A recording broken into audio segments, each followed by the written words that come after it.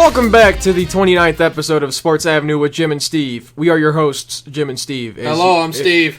So today we're going to be talking about some Browns and Indians as it's getting pretty hectic in Cleveland as the time comes. Oh, man. It is going crazy, people. It's going crazy. However, we're on Podbean. All right? That's where you find the show. Podbean, YouTube. Find the links. Links are in the description. Contact us. We have a website, sportsnuts.co. Find us there. It is awesome. We're pumping out content like you wouldn't believe, for as few people as we have. If you want to write for us, help us out, have any content you would like to read or see, please let us know. Reach out to us. Best way to reach out to us is sportsnuts440@gmail.com. If you want show-specific information, sportsav440@gmail.com. We're on Twitter, people. Go ahead and find us there. @_Sports Avenue, our Sports Nuts for the website itself, @officially nutty. We have a Facebook page, Sports Avenue with Jim and Steve. Please reach out and contact us. Instagram, sports_avenue440. Twitch, sports_avenue440. Let's get it going. Browns talk, let's go. So it's rather apparent that the Browns pretty much manhandled the Redskins last week. What was that final score again? It was 30-10 or something like that. Something really good. Yeah, it was 3 scores. Yeah, Dwayne Haskins didn't look like he was having too much fun. Dwayne looked bad. He tossed 2 picks to a 5th-round middle linebacker who got dogged through the draft process, who we were high on. Do you remember, you saw the play when DeVarl Lawrence completely just, ate Dwayne Haskins alive at the 5-yard line, right? Yeah, it was great. That was bad. I felt bad for Dwayne on that play because that wasn't even anything. The lineman, the center, he shifted left, and then no one picked the guy up. DeVarl Lawrence completely just massacred Dwayne Haskins. Well, that's what happens when you're the Redskins are bad. That's why I feel bad for Darius Geis. I don't blame you for blowing a knee, dude. The Redskins aren't that bad. They have pretty good receivers and they have a really good running back by committee. Absolute dog duty, man. They really don't have that many receivers, to be honest. No, you got Scary Terry, you got you got that guy from Dotson. No, I'm not talking about Dotson. He's not bad, but he's not great. Who's Crowder? He went to he went to the Jets, remember? Oh shit. I thought Crowder was on. No, he went to the Jets. Oh, sucks to suck. You're gonna go get Sam Darnold. Ooh. Le'Veon Bell. Ooh. Get out of here. Anyway. You suck! I'm just kidding. Actually, I like Crowder. He was... Yeah, it wasn't terrible. His good year, he was a staple in my on one of my fantasy teams. So. Jordan Reed's a good tight end, but again, he can't... Yeah, he is, but he doesn't stay on the field. Yeah, you might as well have that ambulance ready. Dude's going to need some assistance getting off the field. He could be a top 5 tight end if he just... Yeah, he was. He can be, but... First year I played fantasy, the dude helped me into the playoffs. It was insane. It was gross. Yeah, his talent's there. It's just... Oh, my God. Yeah, it is. His legs aren't. Stop getting hit in the dome, buddy. I don't know. I don't. Anyway. So, Browns. Baker Mayfield... Defense looked really good. He's the GOAT, baby. I was really impressed with Garrett Gilbert. I thought he did really good. Oh, absolutely. Garrett Gilbert outplayed Drew Stanton hard. And the worst part is he's not going to get looked. Granted, he needed a series or 2 to get settled in. But yeah, because he didn't look great. But you would think Stanton looked weak, man. That toss looked weak. It looked old. Now, I'm not trying to drag him through the mud now. Well, I think, honestly, they should just say, Stanton, we'll fire Ryan Lindley, and you can be the quarterback Ryan Lindley is sitting there, and he's doing good, though. Yeah, the guys love Lindley. They respect him. They're answering him. But they should make Stanton an actual coach because apparently he obviously helps the team in that locker room. I absolutely agree. And I think your roster goes then it's Baker, then you have Stanton's coach, then you have Gilbert. I think you then Blau would be practice squad, and he didn't even do that bad. He had a touchdown. Blau's not. I'm not saying he's ready to start. I mean that depends on who you're asking. If you're asking the guys in Madden, he's a 48 overall, along with Garrett Gilbert. So apparently, 48 overall is enough to win. AAF. MVP. Just saying, he's the greatest of all time in the the defunct AAF. No big deal. You're 48 overall in the pros. I disagree with that wholeheartedly. But no, I thought Garrett. But Stanton's not. He's not a feasible backup. There's no way. There's no way. I can't see Freddie going, oh yeah, man, you're going to chuck it 50 yards downfield right now to OBJ. No, I mean, the dude can't make it 20. Yeah, Gilbert. I mean, he looked like Peyton in the Super Bowl. Just, please catch it. I mean, really, it was bad. But no, I was really impressed with Garrett Gilbert. I was kind of wondering. Yeah, because he's legit. Well, I was thinking like, I mean, is that we talked about it after the league went to fund. We're like, man, we really hope the Browns look at Gilbert. Yeah, as a backup. Yeah, I was just kind of curious. Start. I'm like, how is he going to come out in like his first game? Then Yeah, he did really well. I was rather impressed. I'm thinking like, he did much better than I would expect him to do. Just because, I mean, granted, he's coming off a few months of rest. I mean, he didn't have a whole year. He came off. Yeah, I guess he finally got paid. I was listening to a new interview that Baker was doing with was it Pardon My Take with the Barstool guys, and he's like, yeah, we finally got paid, but I'm like, oh my god, that's rough, man, that's rough. But no, I really hope Gilbert stays on the team because I do too. Why would you? I mean, like, granted, it's been 1 week. Yeah, we know it's been 1 freaking week. But I think there's he can be a legit backup. Like yeah, a great. Like, I don't know why he was looked over so much. Yeah, like Dak Prescott. Who am I right? Texas boys coming. But no, like, did you see Dak wants $40 million? Is that serious? Is that true? Yeah. Are you sure? I read it in 2 different areas. Dak Prescott turned down $30 million. He's like, nah, I want 40. I'm sure I wouldn't toss him 20. I'm sure you can get a quarterback for like $20 million. Yeah, in the draft next year. Zeke's not about to play. You might as well just tank it. Yeah, you might as well just... Tua, don't tank for Tua. Hey, Jake. Hey, Fromm. Hey, get that arm strength up, and you about to be number Fromm 1. wouldn't even be that bad because the offense is already... I love Jake Fromm. Like, Jake Fromm wouldn't even be that bad because the fit is basically short to intermediate, which is already what he's good at. Yeah, and if you got to chuck I feel deep, like, you know what my thing is? I think my concern is I feel like Fromm's going to drop because I feel like he's going to get... Fromm's going to drop hard. I feel like he's going to get the Will Greer treatment. Yeah, he's going to get Greer. He's basically... He's Will Greer, but shorter, I think. Greer's which is bad because Will Greer got dogged too in Madden ratings. Will Greer is a legitimate quarterback. No, EA is just EA is awful. I hate you. I'm just saying in general. I think like the system at Fromm where to like hypothetically go to Dallas would make sense. I mean, literally. Yeah, why not?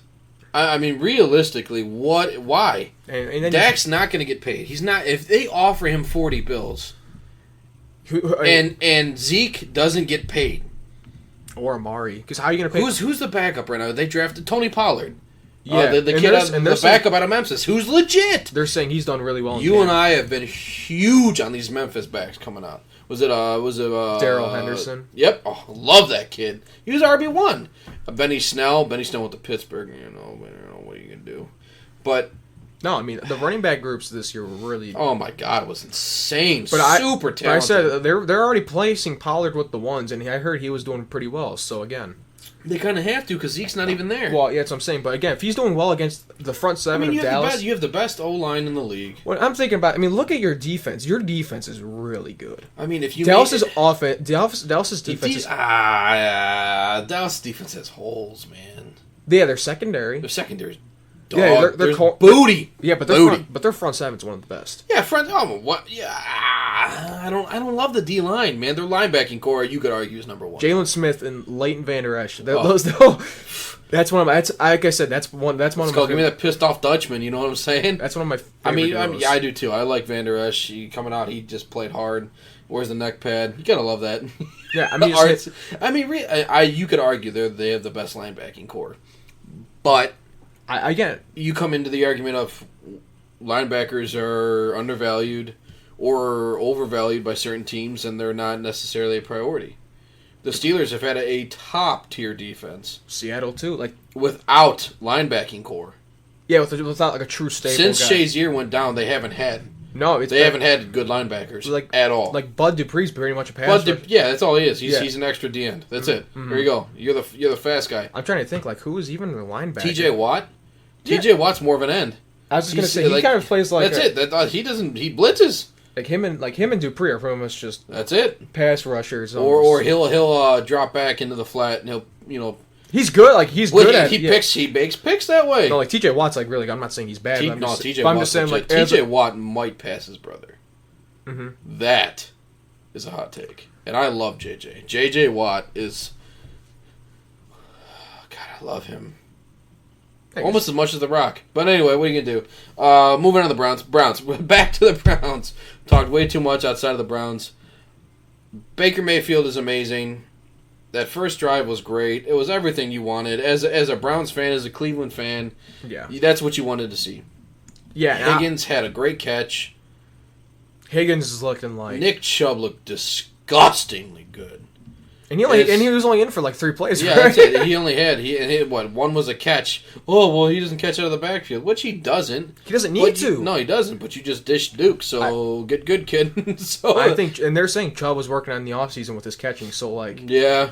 I mean, he has to, though. You know what I mean? But I think he knew. I mean, everyone, Freddie is like in love with... I think how this team is sound, like from what I've heard, like with Kitchens, I don't think they're going to move Chubb. I think he's going to stay. He's going to be the workhorse this year. I think Kareem's going to be compliment. Which you could argue that's how it's supposed to be. Hey Nick, you tired? Yeah. All right, come get a break. Oh my God, you have another top 5 running back in the NFL, Kareem Hunt, coming in. What are you gonna? You could almost argue they switch a series, and they would still get about 1,000 yards apiece. Yeah. Between pass catching and rushing this year. Yeah, and he's still suspended the first half of the year. Yeah, I think he's gonna have. Oh my God. Oh, can we fast forward to the trade deadline? Browns will be 8-0. No, I'm just kidding. I'm just kidding. Realistically, the Browns are gonna go 12-4 this year, 11-5. I don't see 10-6. I don't see that that's a loss. Because I don't think you win the division. I think that wins. No, I think it pissed me off. I think it wins the division. I don't. I think you tie the Steelers. You think Steelers? I think Steelers are 9-7. I think the Steelers are overrated this year. Yeah, everyone. Juju. Yeah, everyone's over. Juju. No, I like Juju as a 2. Yeah, he's a great compliment player. He's an awesome compliment player, and that proved last year. Mm-hmm. Yeah, he started. James Conner is. He's good, but if James Conner was on the Browns and he had the 1-2 punch with Nick Chubb, that would be insane. I think, but you still start Chubb. I think Conner and Hunt are rather similar in their play styles. They're both physical runners. But I would absolutely take Kareem Hunt. But I mean, I'm just saying because Hunt has shown that he can stay healthy. He has off the field problems. Oh yeah, he's also a great kicker, underrated kicker. You know, I'm just saying. I think like their talent between the two is rather similar. They're both physical runners that can also catch out of the backfield. Oh my God, yeah. I mean, like, don't get me wrong. I like James Conner. I liked him in college, but I don't. Yeah, if he stays healthy, I like Conner. But I think James Conner is like a more running back by committee guy. Get him a little bit of break throughout the game. Keep him healthy. I think that's why they drafted Benny Snell too. And oh my God, I love Benny Snell. I love that kid. He's the first guy I've ever known that's happy with a 69 overall man. I saw that video. I was like, oh man, Lord Jesus, thank you. I'm like, oh, that's cool. That's so cool. God, we keep sidetracking. Back to the Browns. But yeah, Rashard Higgins looked great. He's looked great all camp. He's looked fantastic all camp. Like, he looked good last year. He looks great this year. The defense, the first team defense. I heard they're just stomping the offense. Oh my God, they look good. Oh my God. They look good. Yeah, it's like good. And the defensive line. I mean, DeVarl Lawrence looks nice as a backup defensive tackle, and he's young. I saw the one play. I didn't really look at much of it. But I've heard he's doing good at camp. Yeah, I heard Chad Thomas was doing good until he broke his neck or whatever today. Yeah, that's what they were saying. Which is weird because he was awful last year, and to the point to where they were looking to cut him. Yeah, and so. Greedy looked good. I really like the way Greedy looked. Oh, well, he gave up the touchdown. No, you know what? The safety didn't come over and help him. That was red wine. Was it? That's why, yeah. Ah, man, I love red wine. I'm a huge Sheldrick red wine. Was it really? Damn it, he didn't read it. Well, it couldn't have been zone. Oh, he was. I think he saw a dude come. I guess Greedy. No, I guess what was supposed to happen. I think red wine missed the coverage, but Greedy wasn't just supposed to let the receiver just go completely. Oh, well, all right. It was kind of a mix of both. Well, yeah. All right. So communication. You got two rookies on one side. Yeah. And all right. Well, you know. And they scored a touchdown. But Greedy played really well. He got it in the run game too. Yeah, Greedy was making tackles. He was tackling how you should. Greedy can't tackle. Well, guess what? I mean, he was stomping the Listen run. here, P. Ryan. And P. Ryan's a big boy. I mean, P. Ryan's a big one. P. Ryan will hurt you. that's what I'm saying. Like, Greedy got in there. He was wrapping up on the legs, which Which was insane. I'm like, all right, buddy, get in there. Yeah, he was getting... Hey, Denzel, where you at? Take some notes. Yeah. He was tackling how I want my corners to tackle. Absolutely. Especially with a guy like P. Ryan. Without using your frickin' head. Yeah, and he... Because that'll keep you healthy. Yeah, If you blow out a shoulder, all right, man, you tried. You get a concussion making a tackle? As a corner, do you really need one? You can play with one shoulder. Yeah, you only need just one. Just play him on the other side, you know, you can... just throw the shoulder up there, you know? But no, let's just talk about Mack Wilson for a minute. Oh, man. Hold on. Because Mack Wilson obviously was a highlight here. Let's talk about some Taki. Let's dive into some Taki. Now, I really like his aggressiveness. I mean, I love it. I love that bull in China shot mentality. I think I think he helps. I think he's going to literally kill somebody. I like, and I am super excited. But his development's going to be, he's going to take some really bad fails. Oh yeah. But at the same time, he's going to look like an all-star at the same time. Like you saw it in the game. He overcommitted hard, got burned hard. But I think that's just going to come with his development, to be honest. Well, yeah, but that's exactly what he was in college. Yeah. That was nothing new. Everybody should have expected that. Wrote an article about it for Dog Pound Daily, made it a Bleacher Report. Okay, go ahead and check it out. Thank you. And it was there. You saw it happening. Mm-hmm. Taki is a legitimate player. He's a downhill guy. He is going to stuff holes in the run game. Yeah. He is going to hurt you. If he can develop... Your lead blocker is going to get buried. That's what I'm saying. Because Taki is a big one. If he can just control himself just like a little bit more... Yeah, if he takes that half step instead of just... Yeah. Because he's strong enough to just stop people. Yeah, and that's what I'm saying. I mean, again, if he learns to develop the play in coverage too, he'll be probably one of the best linebackers. If he could drop into coverage and kill people coming across the middle, like him and Wilson, oh my God, slot receivers are going to just turn to dust. You can't stop him against the tight end because that's not even a mismatch. He's like 6'5". Oh my God, straight Thanos snap, dude, just dead. That's what I'm saying. Don't even touch him. You can just say cover the tight end. He's like, got it, coach. Got it. Oh yeah, he's 6'5". He's not even like a 6. Taki's 6'5". He's tall. I didn't even know he's 6'5". I thought he was like 6'2", 220. Let me look it up. So I take that back. He's 6'1". Oh, 6'1". All right. Well, Anyway, Taki is a legitimate prospect. Mack Wilson. I think like those two legit potential. Did you see them? What excited me the most? Not even the pick six. They played well together. They talked the entire time. They were communicating effectively, and it worked. I know. Like I really like this duo. I'm telling you. I love it. I love this duo. Like I really, really like these two. In time, this is the duo. Like these two guys are going to be the anchors of the future. Yeah. I'm almost getting emotional. Yeah. Like, oh my God. Like, this is realistic. It's an actual thing to see. But, like, when you looked at, like, those two, like, how they played, like, you can just see those guys are going to eventually start. Oh, yeah. Absolutely. You cannot tell me Mack Wilson's going to make 2 picks in his NFL debut. And a pick six. Yeah. And 3 tackles. And, we're not sure. Yeah. You knew coming out what happened. He was... Well, we had him as I think I had him as a second-round guy. Everyone was saying, like, talent-wise, he's a second-round pick, but no one... It was like nothing happened. It wasn't even like he had, like, an injury problem like Deontay Thompson did. The dude just slid. Yep. I mean, he slid to 5th. He doesn't even... I don't even think he had bad... I don't even know if it was a bad character issue either, because... No, because the guys love him. I was just going to say... I follow him on Twitter. Dude's legit. He's a good, wholesome family guy. Loves Jesus. I love him. I was just going to say, like, his interviews and stuff, he was like, he seemed very humble, like, down to earth. That's why I'm confused. Like, why would this guy, slide to the round 5th? Like, round 5? I don't know. I'm like, thank you. I mean, you would think, like, Wilson got drafted in the second round, like, where Taki. Yeah, like, don't get me wrong. All right, so don't get me wrong. He's going to have his fumbles. They're rookies. They're going to have their mistakes, blah, blah, blah, blah, blah, blah, blah. I don't care about that. I mean, you have a few seasoned vets at linebacker in front of them. I mean, again, like, Darius Taylor. But he's hurt right now. Well, whatever. Kirksey, but who knows how long he's going to be on the team. Yeah. Because he's too much money. He's like Yeah. 9-10 million, and you can't even guarantee he's going to be on the He's field. too much money. He's injury prone. And then you got Schobert, who, if you know me, which most of you don't, is my absolute favorite. He's my favorite player on this defense.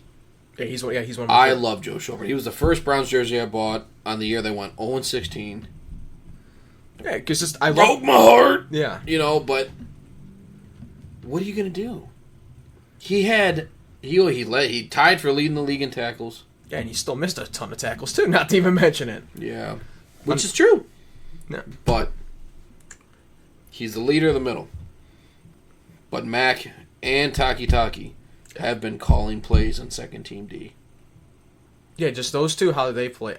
I love it. You I can- love you that can deal. just see it like- you could almost see if they stood there and they cohese and they get all nice and maxed together. Mm-hmm.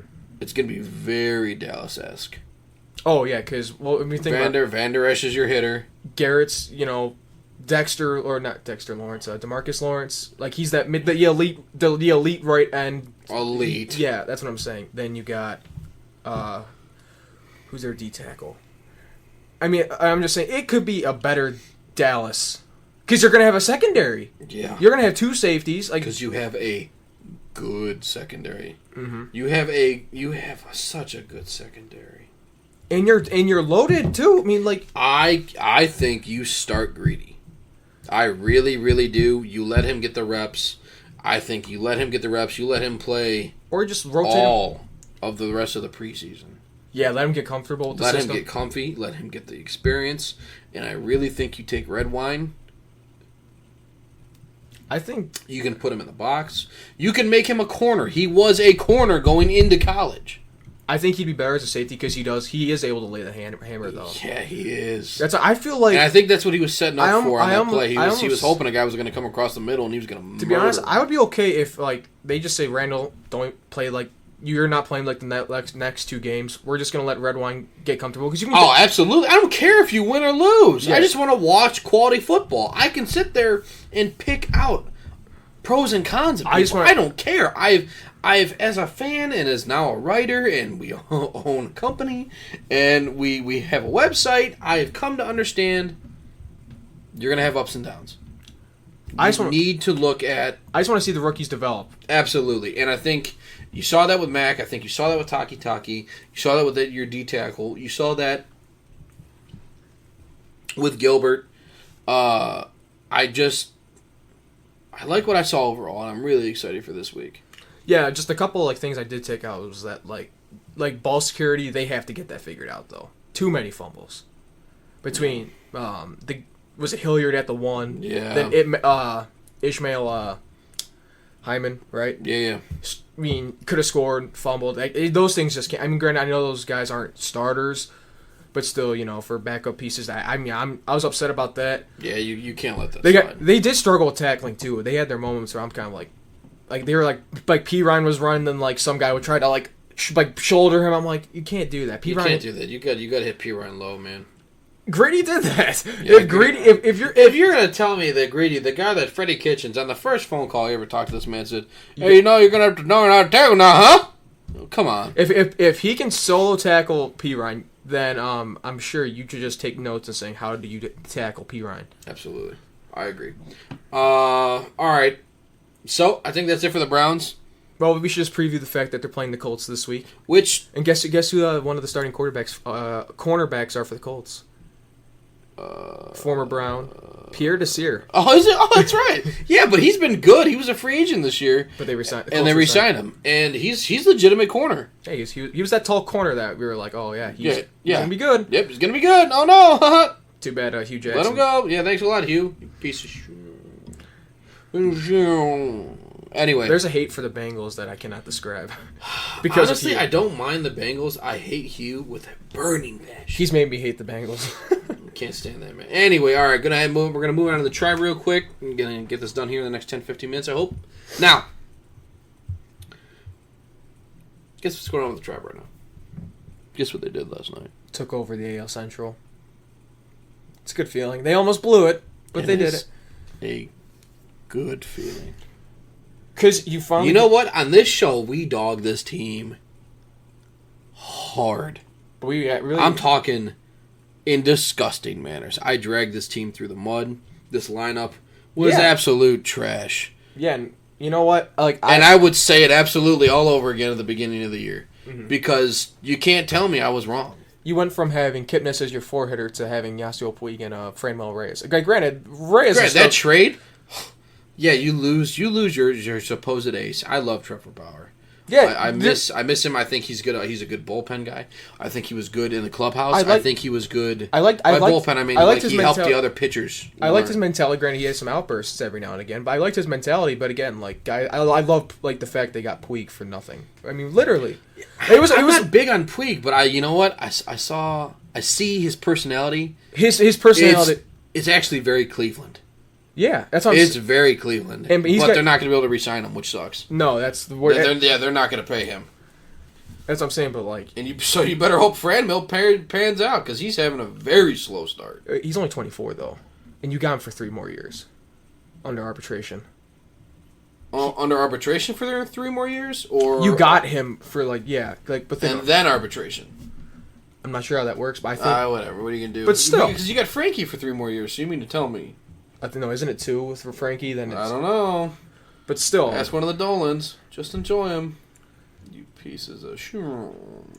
But still, I mean, the team you have is an actual contender if everything works. Oh yeah, this team can contend. Like with a hot J Ram, Puig's been hitting right off the bat. I mean, he came out firing. Oh my god.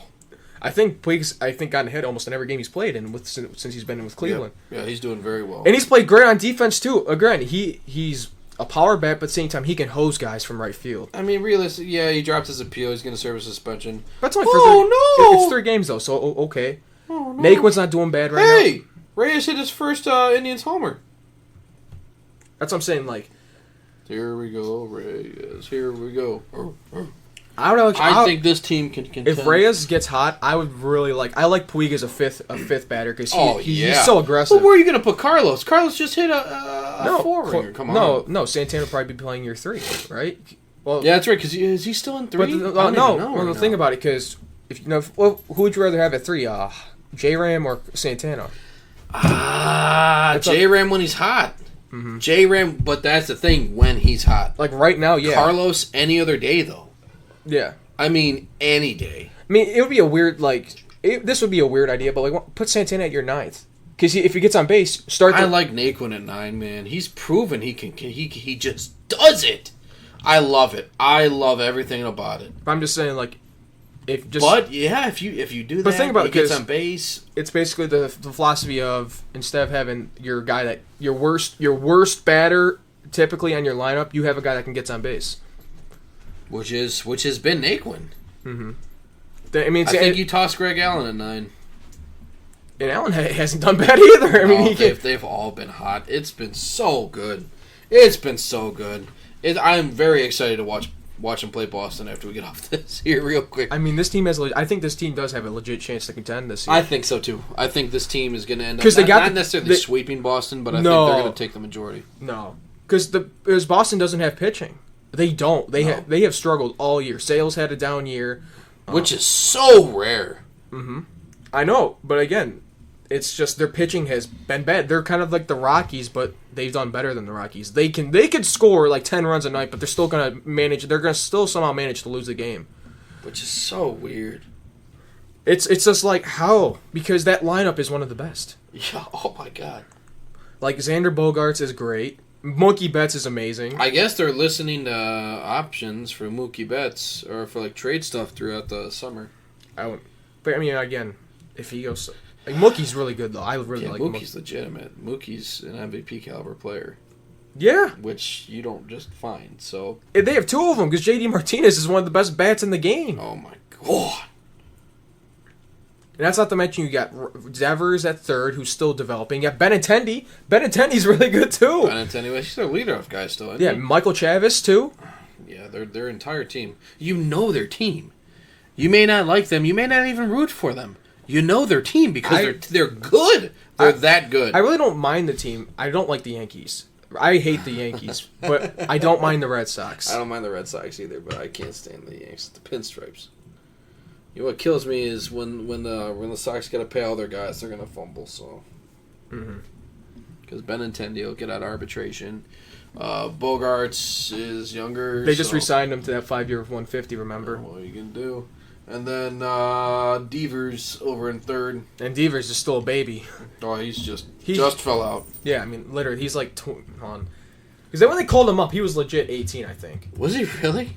18, 19. He was a baby. He's only 22. Oh, talk about potential, kid. Yeah, the dude's only 22. Yeah, that's legitimate. Like, most guys don't even get called up until they're like 23, 24. Yeah, that's the average. This guy's been in the league for like 2-3 years now. Oh my god. So my thing is, the Indians have a legitimate chance to make a deep run. Their biggest obstacle is Houston. And just, I mean, which is for any team in this league right now. Yeah, because the Astros are disgusting. Houston have no holes. They literally have zero holes. They have a good, like, Roberto Osuna was one of the best closers in the league before he got his domestic abuse case. Yeah. Then Houston's like, okay, we'll take him. Now they got one. He's one of the best closers right now. Yeah. Your entire lineup from top to bottom is one of the best. Yep. Literally one of the best. You're starting pitching. You pick up Greinke. You pick up Greinke, and his first quote from him is, "I'm bored now." Oh, not to mention you got. But they score so much, I just get bored. And remember when they got Aaron Sanchez, and guess what? The first start he has from the Blue Jays, they threw a combined no-hitter. Oh my gosh. Aaron Sanchez, who was literally the first pitcher to get like 10 losses in the league this year. See, that's what happens when you get run support. Yeah. When you have that.